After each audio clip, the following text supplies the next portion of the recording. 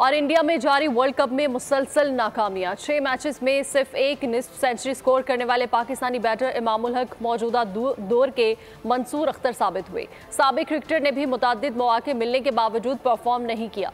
1987 के world cup में Mansoor Akhtar 6 matches में सिर्फ 99 रन ही जोड़ सके।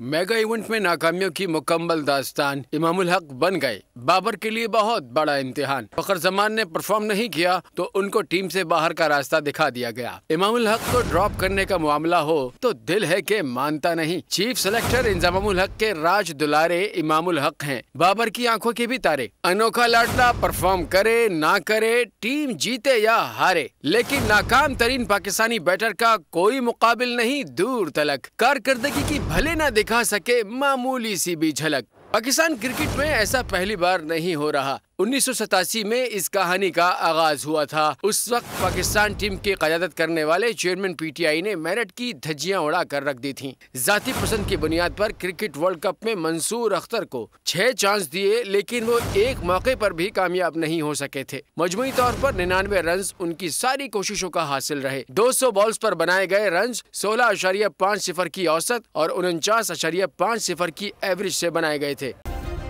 सब्सक्राइब करें और बेल दबाएं ताकि कोई खबर रह न जाए।